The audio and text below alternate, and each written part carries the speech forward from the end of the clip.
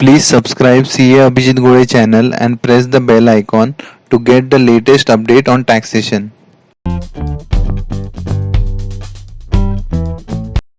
Hello दोस्तों, मेरा नाम है सीए अभिजीत गोरे। आज हम लोग सब्जेक्ट लेके आए हैं कि इनकम टैक्स रिटर्न जो है वो किसको किसको भरना कंपलसरी है। चीज तो दोस्तों, जिनकी भी एज बिलो 60 है और जिनकी ग्रॉस टोटल इनकम जो है वो 2.5 लाख के नीचे है। ग्रॉस टोटल इनकम मतलब कोई भी डिडक्शन के पहले वाली अपना टोटल इनकम, मतलब आपके 80C से लेके 80U तक जो भी डिडक्शन होते हैं वो डिडक्शन करने से पहले वाला जो इनकम रहता है उसको बोलते हैं ग्रॉस टोटल इनकम। तो ग्रॉस टोटल इनकम में क्या क्या आता है? आपका income from salary, income from house property, income from business, income from capital gain और इनकम फ्रॉम अदर सोर्स। ये पांचों इनकम जोड़ के ग्रॉस टोटल इनकम बनता है। तो अगर एक कोई इंडिविजुअल की 2.5 लाख के नीचे अगर वो इनकम है तो उसको इनकम टैक्स रिटर्न भरना कंपलसरी नहीं है। अगर आपका एज अबव 60 है तो आपको ग्रॉस टोटल इनकम की लिमिट जो है वो 3 लाख है।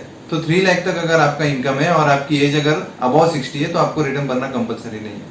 अगर आपकी एज अबव 80 है और आपका इनकम अगर बिलो 5 लाख है तो आपको रिटर्न भरना कंपलसरी नहीं है। तो दोस्तों, जो इंडिविजुअल्स जिनको इनकम टैक्स का रिफंड क्लेम करना है, जिनका टीडीएस डिडक्ट हुआ है और उनको रिफंड क्लेम करना है, तो उनके लिए रिटर्न भरना कंपलसरी है। अगर किसी का कोई इनकम हेड के अंडर लॉसेस रहेगा तो वो लॉसेस कैरी फॉरवर्ड करने का प्रोविजन इनकम टैक्स में है।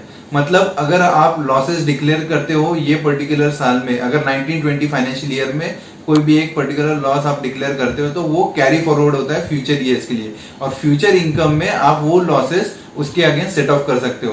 पर उसके लिए आपको रिटर्न भरना कंपलसरी रहता है, तभी वो लॉसेस कैरी फॉरवर्ड होते हैं।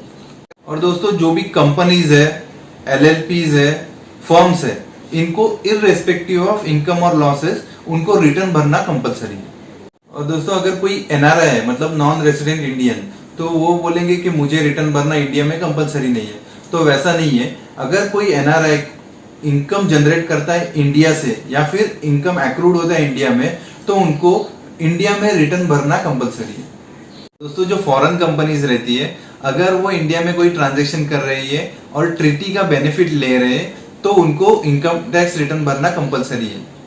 और दोस्तों, अगर कोई रेसिडेंट इंडिविजुअल है जिसकी एसेट या फिर उसका फाइनेंशियल इंटरेस्ट फॉरेन एंटिटी में है तो उसको रिटर्न भरना कंपलसरी है। जो रेसिडेंट रहता है जिसको फॉरेन अकाउंट में साइनिंग अथॉरिटी है तो उसको भी रिटर्न भरना कंपलसरी है। तो सपोज कोई चैरिटेबल या रिलीजियस ट्रस्ट है, उनके अंडर कोई एक प्रॉपर्टी है, तो उस पे जो इनकम जनरेट होता है तो उसके लिए भी रिटर्न भरना कंपलसरी है। तो लास्ट कैटेगरी है कि अगर आपने कोई ऐसा ट्रांजैक्शन की है जो एनुअल इंफॉर्मेशन रिटर्न के अंडर रिपोर्ट होता है। तो एनुअल इंफॉर्मेशन रिटर्न मतलब AIR में कौन से ट्रांजैक्शन आते हैं? वो हाई वैल्यू ट्रांजैक्शन आते हैं। फॉर एग्जांपल, अगर आपने कोई प्रॉपर्टी सेल की है जिसकी वैल्यू अबाउट 30 लाख है तो वो AIR में रिपोर्ट होती है, तो आपको वो पर्टिकुलर ट्रांजैक्शन रिपोर्ट करने के लिए इनकम टैक्स रिटर्न भरना कंपलसरी है। और दोस्तों, ये तो थी कि कौन से कैटेगरीज में रिटर्न भरना कंपलसरी है, पर आप वॉलेंटरी भी रिटर्न भर सकते हो। रिटर्न भरने के कई ज्यादा फायदे भी होते हैं। आप अगर लोन के लिए जाओगे, क्रेडिट कार्ड के लिए जाओगे, कोई पॉलिसी जो रहती है टर्म प्लान वगैरह वो लेने के लिए, तो ऐसे बहुत सारी चीजों में आपको इनकम टैक्स रिटर्न यूजफुल होता है। तो आप वॉलेंटरी भी रिटर्न फाइल कर सकते हो। Thank you. और दोस्तों, आई होप कि आपको ये वीडियो अच्छा लगा होगा। कोई भी क्वेरीज रहेगी तो प्लीज मुझे कमेंट बॉक्स में लिखिए और हमारा चैनल लाइक, शेयर और सब्सक्राइब कीजिए। Thank you.